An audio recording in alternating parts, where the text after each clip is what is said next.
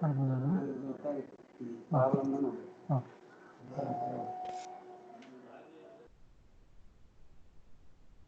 morning. So in the previous class, Madam has taken the some of the discussed about some of the Coccidian parasites like Toxoplasma gondii. Okay. Today we are going to discuss about the other Coccidian parasites. Okay.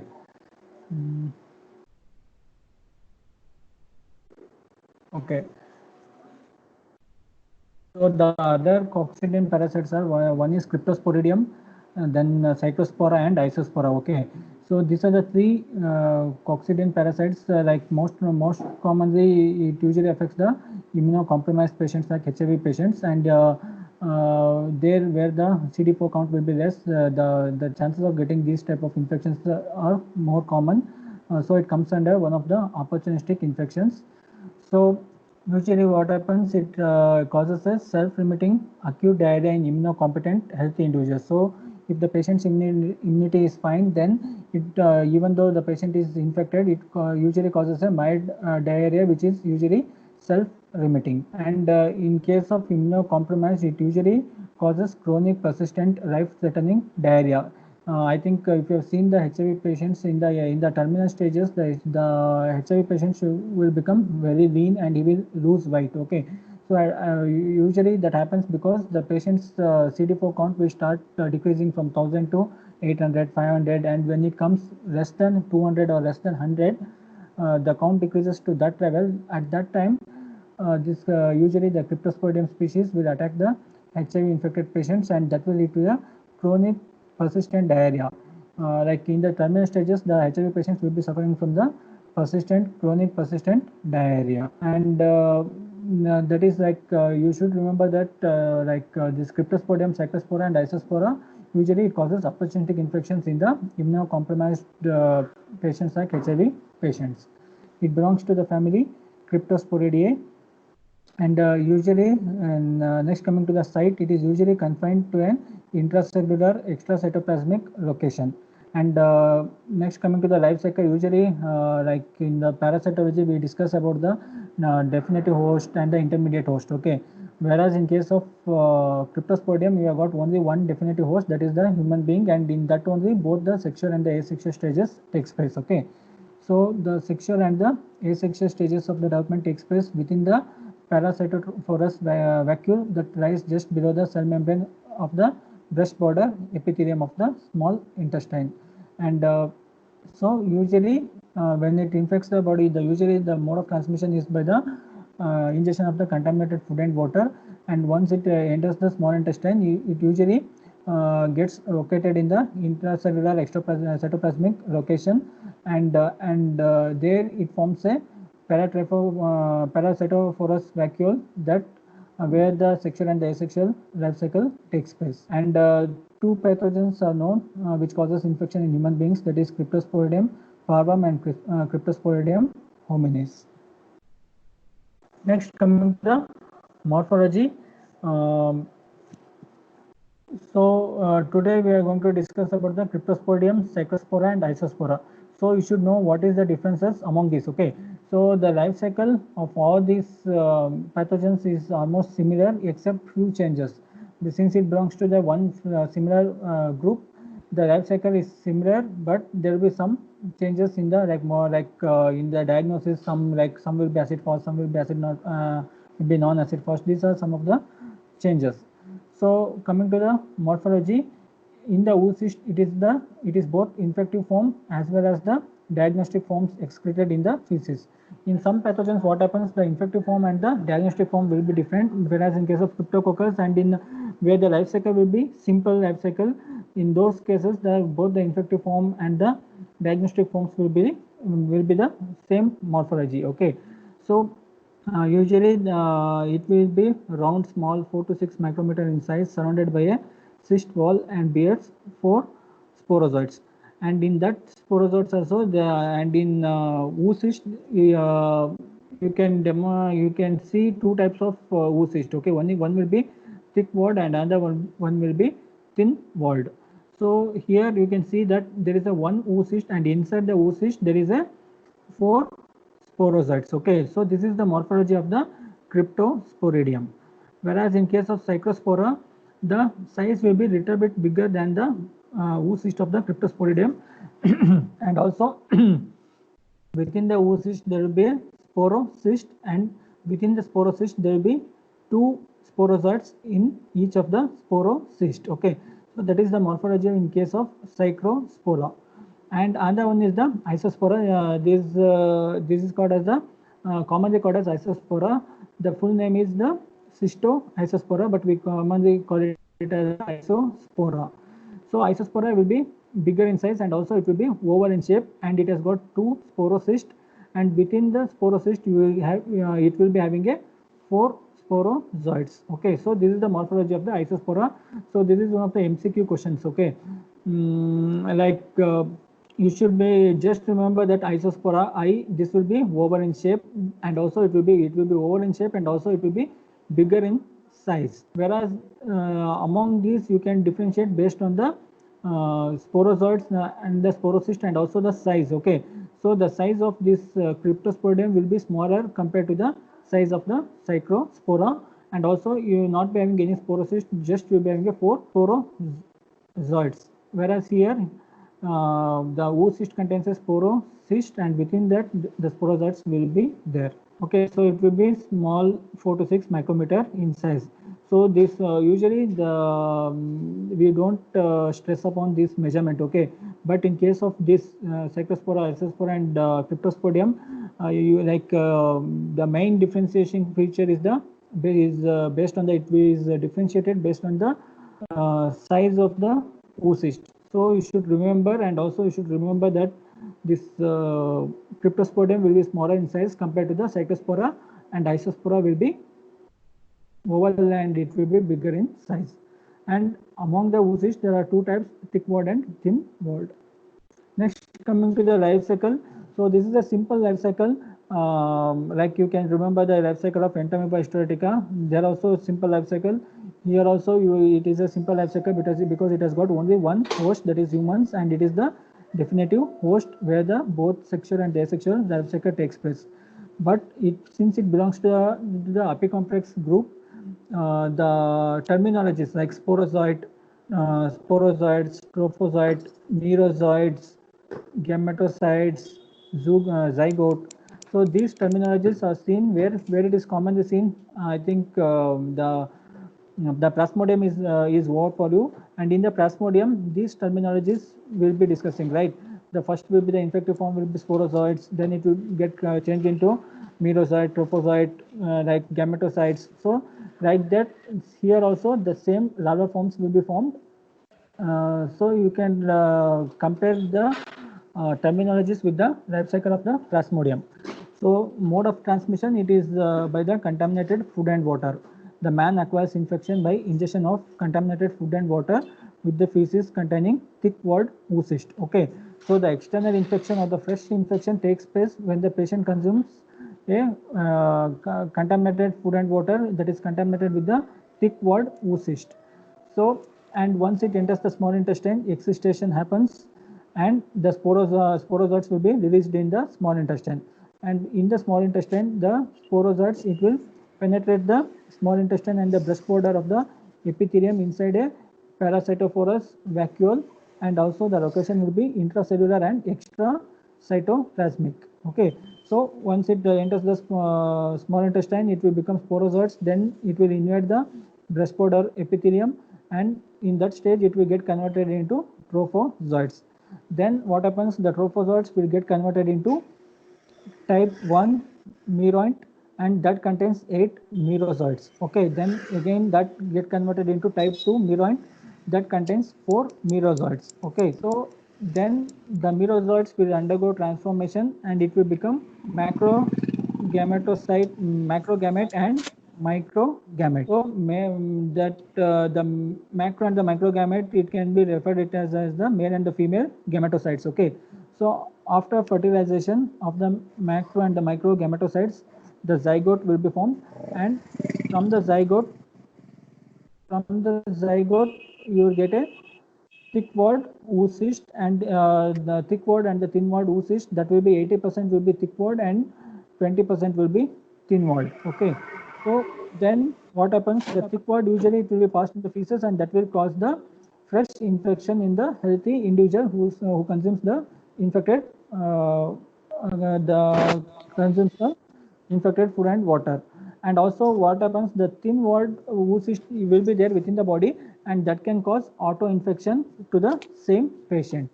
Okay, so this is the life cycle. This is the simple life cycle with the same terminologies, like same forms. Okay, that is found in the Plasmodium life cycle. That is the sporozoites. It will enter into the bestpod epithelium. It becomes tropozoites, then the merozoites, then male and macro and the micro gametocytes, zygote, oocyst. Then the life cycle continues.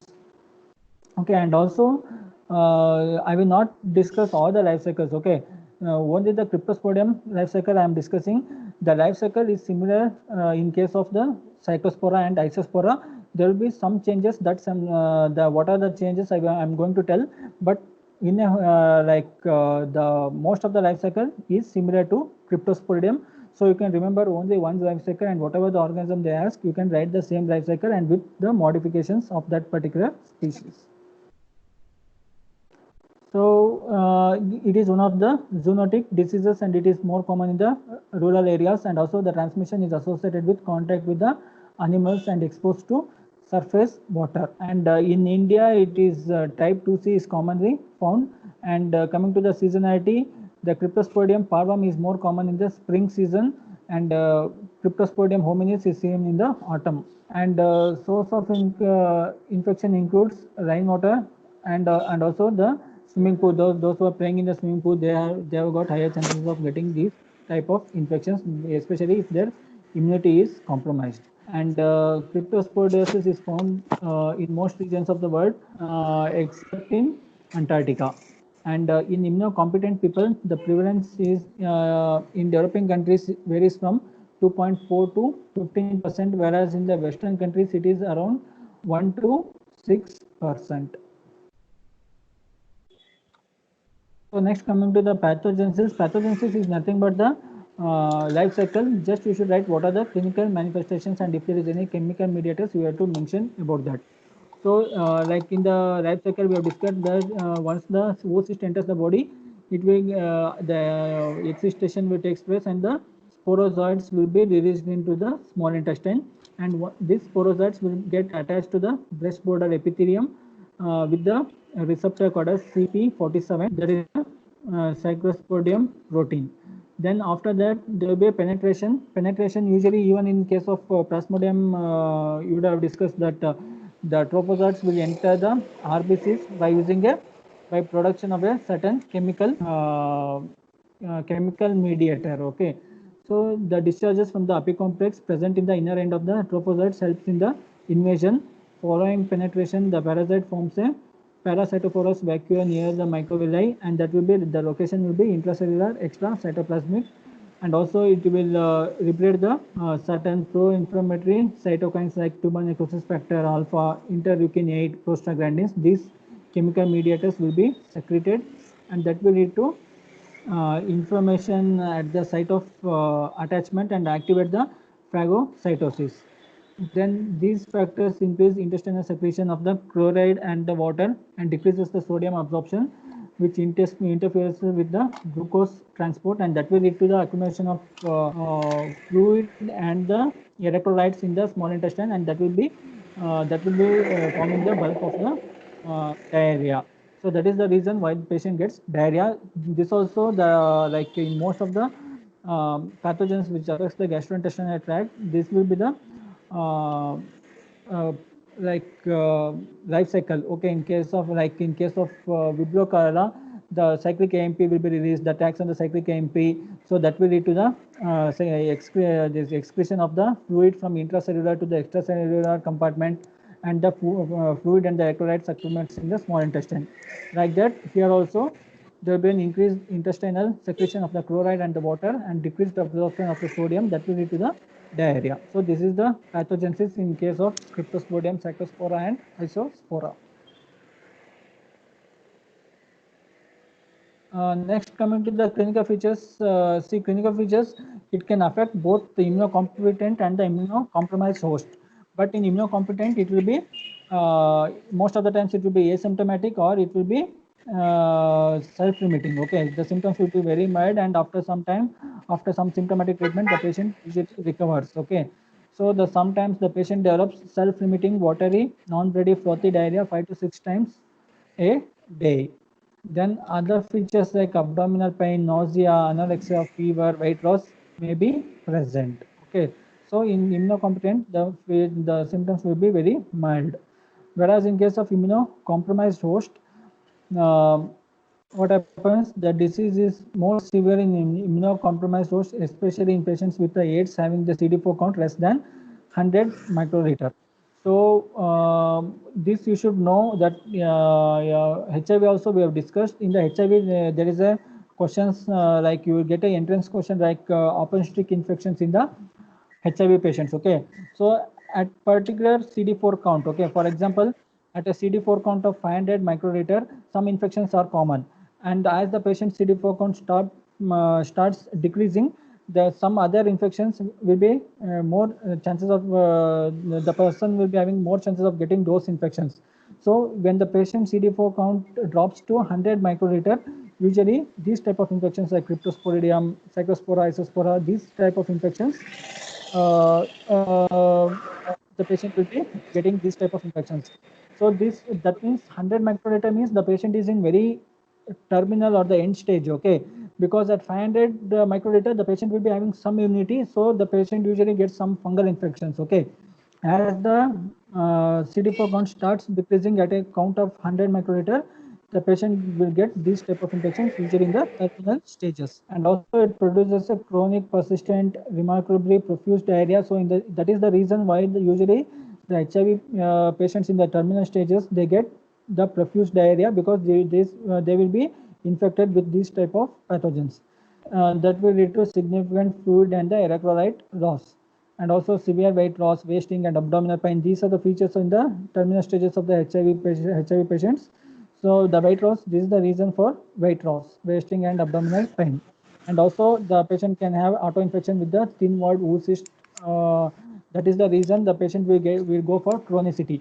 What happens in the in the immunocompetent patients, the auto-infection will not be happening because this thin-walled oocyst will be removed from the removed by the immune system. But whereas in case of immunocompromised host, this thin-walled oocyst will not be removed from the body, and that will lead to auto-infections. Next, coming to the diagnosis.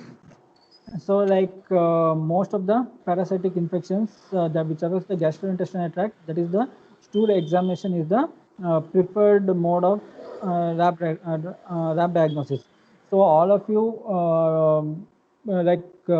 before going for the examination and while preparing for the exams, you read a chapter called as stool examination. Okay, even in the practicals we take that chapter stool examination, but anyway you read that stool examination chapter. Okay, so that is very important, and you will understand that what are the different types of procedures that can be done for the diagnosis. Okay, so again in case of similarly in case of bacteriology also we do these headings. Okay, we do the diagnosis under these headings. First is the direct microscopy, then we do the antigen testing, antibody testing, then the molecular methods like PCR. So in the in direct microscopy means directly you are directly demonstrating the eggs, larva, or the oocyst. Okay, so in case of Cryptosporidium, we demonstrate the oocyst.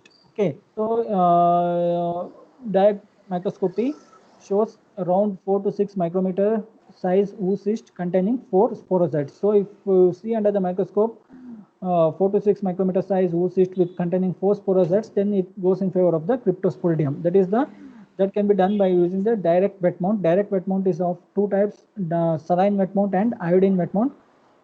For the oocyst, you can do the saline wet mount. The wet mount after concentration, that is like in case of if the patient is having a very mild infection, sometimes the oocyst cannot be demonstrated in the stool sample before concentration. So if you do the concentration technique, then what happens? In a small quantity of the stool sample, the more amount of the X will be concentrated, so you can easily identify. So it is used for the mild infections. Okay, so in the sugar this concentration techniques also there are different types. They're like flotation method and the sedimentation method. All these are the flotation techniques. Okay, sugar or the salt flotation techniques. Sedimentation is acetone all ethanol sedimentation techniques. So this is the Sheet's sugar fermentation technique can be done. And also one important property, like in the Viva also we ask what are the structures that are acid fast. Okay, so in that you I think you can remember that you was like you'll be telling the answer as the Cryptosporidium, oocyst of the Cryptosporidium, Cyclospora or Isospora. Okay, so that comes here. Okay, so it is acid fast and it can be stained by Zn staining, and you can see for the acid fast oocyst. And also you can do the chalcophore white staining, and also you can do the direct immunofluorescence, that is the direct fluorescent antibody staining techniques. Okay, so these are the different methods in the direct microscopy. Okay, direct wet mount, then after concentration acid fast staining and the fluorescent antibody staining. Then comes the antigen detection and antibody detection. So for antigen detection, you can do it can be done by ELISA or immunochromatographic test. So you try to detect the antigens like disulfate, isomerase antigen. These are the different antigens. So you target one particular antigen and you try to detect that antigen. Then also after some time, what happens like in the COVID situation, like to know the active infection, what you do the RT-PCR examination. And after some time, what happens, the body will start developing the immunity against the COVID infection. So the body will start producing antibodies. That is, it can be of two types, IgG or IgM. Okay, so if you find that IgG or IgM in a particular patient's serum, then that means the patient has already got the infection and he has got the protective antibodies against a particular infection. So what happens after a particular infection, if the patient is immunocompetent, the body will start producing the antibodies, and you can also detect the antibodies by using ELISA. That is another method of detection. See, for all the infection, whether like parasitology, bacteria or viruses, these are the headings, and this is how we do the lab diagnosis. Okay, so this slide is very important and it applies for most of the organisms. Okay, so this is how we go about. Then, so I told you that RT-PCR, in the PCR there are different types. Okay, conventional PCR, RT-PCR, this nested PCR. So for RNA viruses, we do the RT-PCR, real-time RT-PCR. So like that, you can do the PCR testing even for the parasites also, and you can detect a particular RNA. So what is the gene you target in case of COVID infection? There are different genes. Okay, there are 2 to 3 genes only. Okay, one is E gene, then RDRP. These are the genes for the coronavirus. So like that, the particular organism will be having a particular gene, and you should identify that RNA sequences. And also, if you do some surgical procedures, you can take the intestinal biopsy specimen, and you can do the HND stain, and you can look for the cyst. So this is how how it looks in the direct microscopy. So this is, what is this? This is the, you can identify now pink color. So pink color means that is the acid fast. Okay, so this is the acid fast oocyst. So acid fast and showed red color oocyst. Then this is the fluorescent. Okay, so green color oocyst. Then this is the after doing the biopsy, they have done the HND stain, and in the histopathology smear, they are seeing the oocyst. You can see the oocyst here. Okay, HND stain for intestinal biopsy, numerous oocysts at the ruminal surface of the intestinal crypt. Okay, so this is how they diagnose.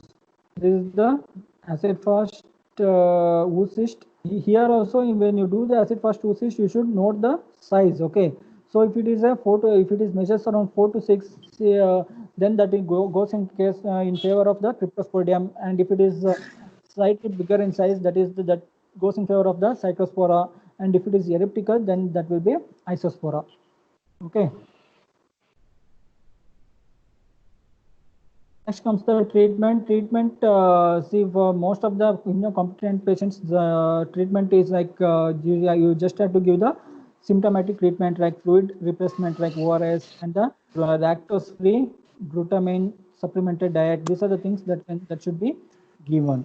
And also in case of severe cases, nitazoxanide is given to the adults 500 milligram twice daily for 3 days, and it is not effective in HIV infected patients. And also you can give paramomycin or macrolide antibiotics as alternatives. Okay, so that is about the Cryptosporidium. So Cryptosporidium you read in detail. Okay, so because this is one parasite, even if you even in your PG life, in the medicine, like if the patient with the HIV with the low CD4 count having a symptoms of diarrhea, then you should suspect the Cryptosporidium, and you in those hospitals where there are many HIV patients are infected. In those cases, the Cryptosporidium is one of the common infection, and you'll be sending the stool sample or the blood sample for the investigations. Okay, so Cryptosporidium, in that sense, Cryptosporidium is very important. Okay, then Cyclospora and Isospora. This is just we are going to discuss what are the changes from the Cryptosporidium. Otherwise, the most of the things are same. Cyclospora satinensis is the most recently described coccidian parasite as human intestinal pathogen. So, life cycle humans are the only known host, and man gets infection by ingestion of the contaminated food and water with the sporulated oocyst in the soil. And life cycle is similar to that of the Cryptosporidium, except that the oocyst released in the human feces are unsporulated, whereas in case of Cryptosporidium it is sporulated. Here it is unsporulated. The sporulation of the oocyst takes place in the soil, so from the human feces it will be unsporulated because the sporulation takes place in the soil. Next, coming to the life's clinical features, it causes a self-limiting diarrhea, and disease is more severe with biliary tract involvement in HIV positive patients, and it is more commonly seen in Central and South America and South Asia, and also the foodborne outbreaks of the cyclosporiasis has been linked to various type of food, including the raspberries and the basil. Okay, some imported fruits also, from that also sometimes the patient will get the infection. Next, coming to the lab diagnosis. Lab diagnosis, I told you, the methods are same. You should do the stool examination, and in that you should do the direct examination. Direct examination, you should do the saline wet mount and the iodine wet mount. Then comes the acid fast staining. Then comes the fluorescent staining. And if you take the biopsy, you should do histopathological examination. So, multiple stool specimens are examined by direct microscopy or stained by acid fast or fluorescent stains, and Cyclospora oocyst are around 8 to 10 micrometer. This size is important. Okay, so there it will be 4 to 6, smaller in size, Cryptosporidium, whereas the Cyclospora is 8 to 10. Okay, so all of you remember this, even in the entrance also they will ask these questions. Okay, and also another important feature is variable acid fast. Okay, there in the case of Cryptosporidium, whenever you do the acid fast staining, that will be acid fast, whereas in case of cyclospora, sometimes it will be acid fast, and sometimes the cyst may not take up the acid fast staining. Then also autofluorescence of the oocyst under ultraviolet epifluorescence is both rapid and sensitive, although not specific. So direct fluorescence can also be done. So when you do the saline wet mount or the acid fast staining, you should look for the unsporulated cyst. Okay, unsporulated oocyst. So you can notice that these cysts are bigger in size compared to the previous cyst that you have seen in the Cryptosporidium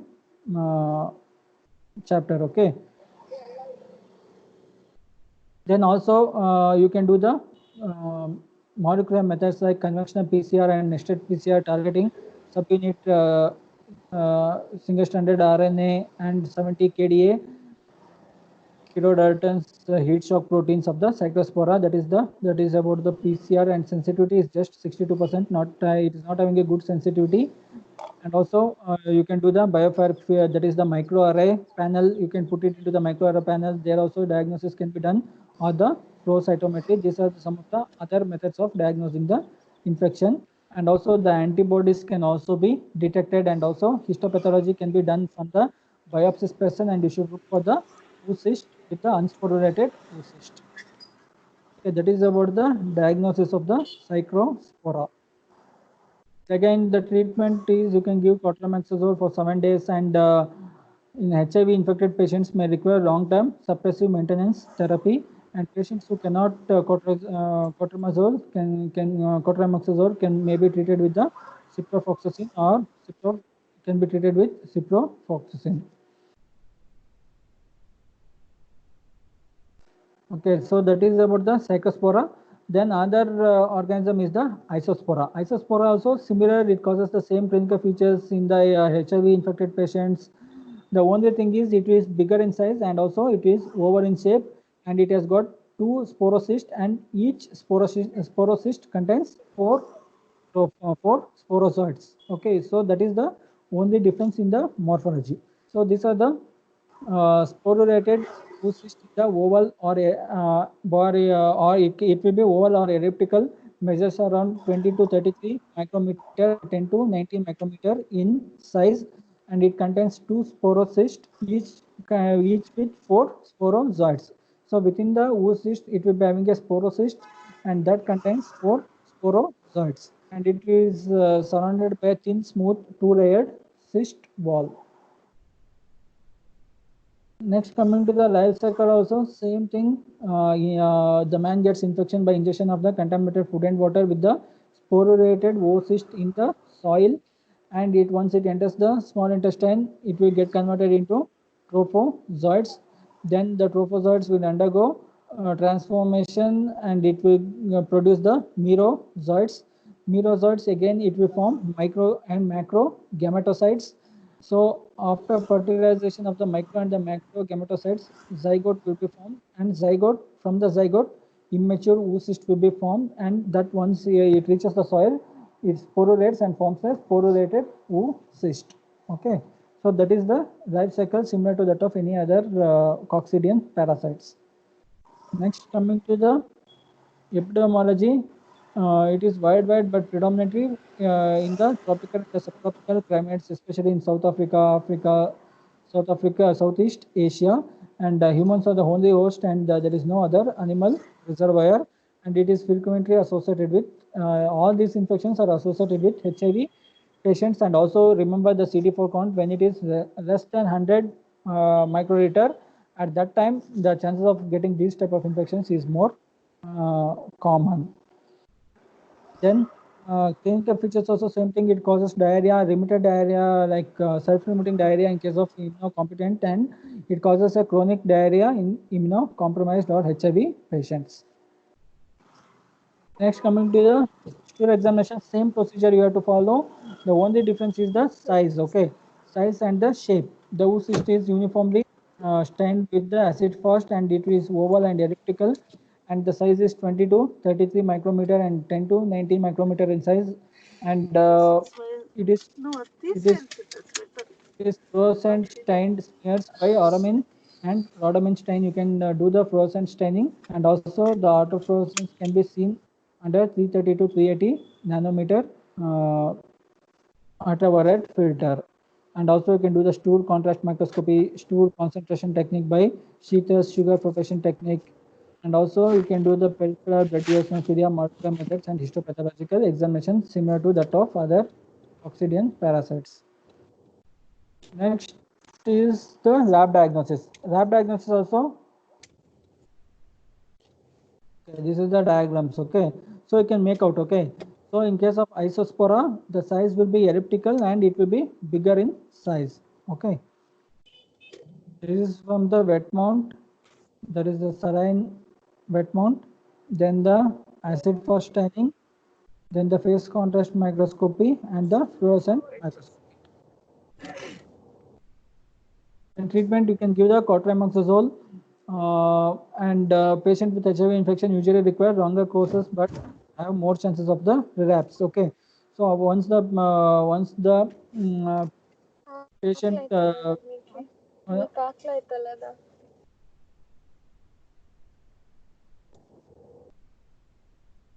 okay, so the patients with HIV infection usually require longer courses but have more chances of relapse and alternative therapies. You can use pyrimethamine with the forinic acid or ciprofloxacin for 7 days. And also you can use nitroglycerin as we speak. Okay, so that is about the coccidian parasites. If you have any doubt, uh, you can send a mail. Okay, and one more thing, who is the class here? Yeah, I wanted to know that there were 3 batches, okay, A, B, and C. I wanted to know that what are all the practicals, what are all the topics covered for each batch, okay.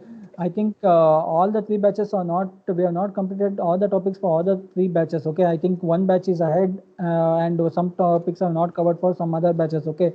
So the CR, please send a message or mail that what are the topics covered for each batches. For A batch, what are the topics covered in bacteriology, okay. So we were doing the bacteriology applied exercises. In that, what are the topics covered for A batch, B batch, and C batch? You please make a note of that and message me, okay, so that we can plan like in the future we can plan accordingly, okay.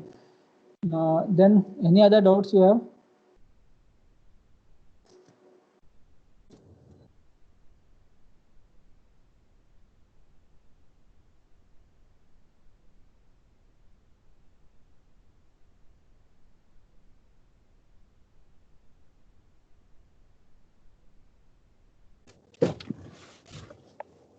Vignesh, ಆಯ್ತು.